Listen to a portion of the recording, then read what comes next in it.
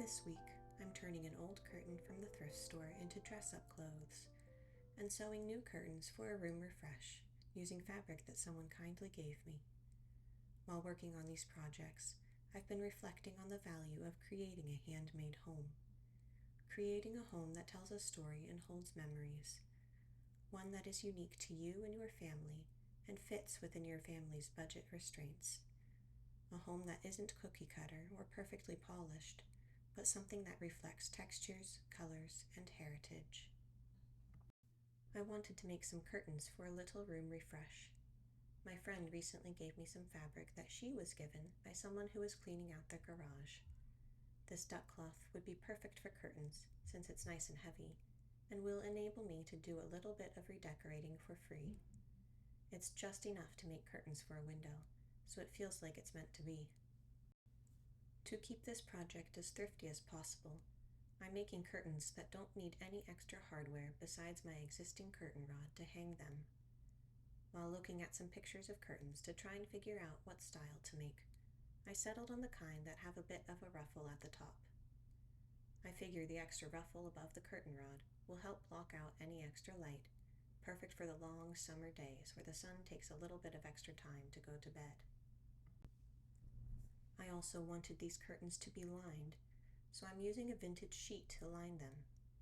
When I picked up this vintage floral sheet from the thrift store, I was really hoping that I would be able to make a dress from it, but once I got it home and washed it, I realized that it was so faded and worn that it would really only be good for lining.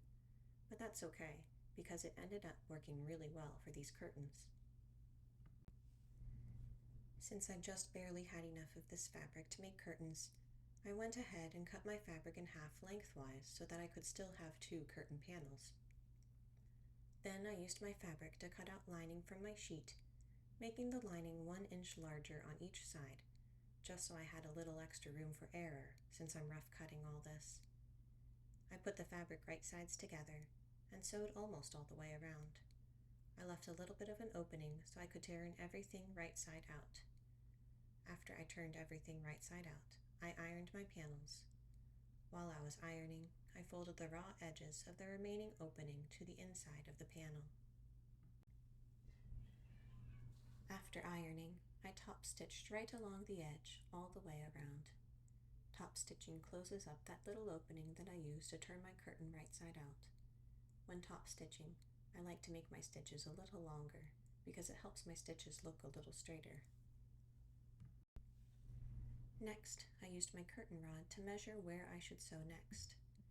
I folded the top of my panel to the back of the curtain, making sure that my curtain wouldn't accidentally be hanging upside down when I was done. I placed my curtain rod at the bottom of the folded edge and adjusted my fabric until I had just enough fabric above the rod to create that ruffle effect I wanted. I put the rod inside the folded layer of fabric and pinned under it. Then I made sure the curtain rod would be able to slide out because the ends of the curtain rod are wider than the rod itself, and I pinned above it to hold that rounded pocket into place. I also used a ruler to draw a straight line where I wanted to sew above the rod so that my stitches would be straight and in the right place. Then I carefully took out my curtain rod and sewed below the rod placement, above the rod on my traced line, and I top stitched the sides and the top of the ruffle. Top stitching the ruffle helps it stand up straight and helps remove confusion as to which tunnel to put the curtain rod through. Handmade replaces mass-produced with meaningful. Creating a handmade home gives hospitality not just to your guests, but also to the people who live right under your roof. It gives love to those who live there by showing them that their comforts and likes are worth investing your time into. A pillow made fresh with a handmade pillowcase now suddenly says, "Your comfort is worth my time and care." Handmade efforts can create an emotional anchor to those who visit and can create memories as your loved ones remember the smell of homemade bread being made or the clicking sound on the sewing machine as something special was being made just for them. Choosing to make things by hand has saved us so much money over the years. From home decor to clothing, to soap and food from scratch, taking things into your own hands means that not only am I able to replace the monetary cost of labor and marketing with my own time and designs, but I am also able to choose the ingredients for everything I make. Whether that means freshly ground flour for our bread, or a cotton sheet from the thrift store for our clothes. Handmade means the ability to balance your values with your wallet. Handmade homes do not need to be perfect. You don't need to be a master at your craft to make something useful, and you should never feel ashamed to display something that you wish had turned out better. Skill is not a prerequisite for creativity, and if doing it brings you joy, that alone makes it worth doing. The mediocre meal you tried still fills bellies, and if the curtains you made aren't straight, they will still filter out light. Your imperfect creations show that you showed up and put the effort in, and chose to create instead of consume. Every master of their craft started out as a beginner, and the goal does not always need to be a master at your craft. The real value is in trying, and each imperfection leaves behind a fingerprint of your humanity. When curating a handmade home, everything doesn't have to match as long as it matters. Your home does not need to be perfectly designed to be comfortably lived in. Your home can have different zones so that each person in your home experiences comfort according to their own tastes. A child's room is probably not going to be decorated in the same way as an adult's room, any more than your living room will have everything in it that a kitchen would need to function. It's okay to let go of the picture perfect displayed on the internet and instead create your own imperfect picture, which will satisfy and fulfill your home in more ways than picture perfect could anyway. After sewing some curtains, ironically, I used a curtain from the thrift store to sew a cape and crown. The beautiful thing about curating a handmade home is that you can tailor just about anything to fit your family's needs. Gold-striped curtains wouldn't have worked well in my home, as the pink fabric I had did, but these curtains will make a wonderful play cloak and crown. The edge of this curtain already had an opening for a rod to go through, so it was simple to use it to draw as a tie through the cape and a ruffle on the top.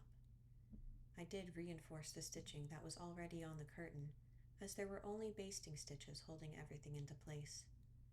This curtain was lined, so I opted to keep that lining there and use it for a nice lined cape.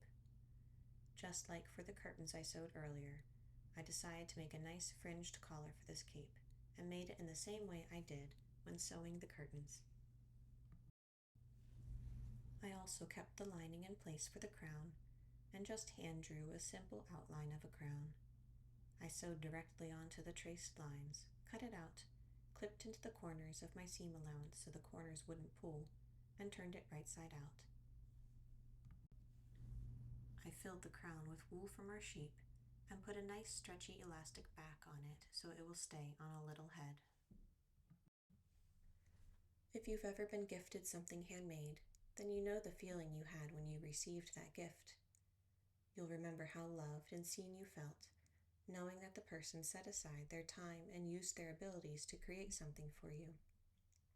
You know that they were likely thinking of you when they spent their time making it, and you know that you think of them every time you see that gift. Handmade is a gift to others, no matter how small the gesture may be. It's saying that you not only took the time to think and plan out something to make for them, but that you executed that play and invested your time and love into making it and gifting it. Filling a home with these sentiments is a way to fill each space under a roof with feelings such as these. A handmade home is never about having everything, but making the most out of what you have. Humbly throwing away perfection and invoking honesty and warmth. Perfection is sterile, but handmade gives life. Thank you so much for spending a bit of your day with me.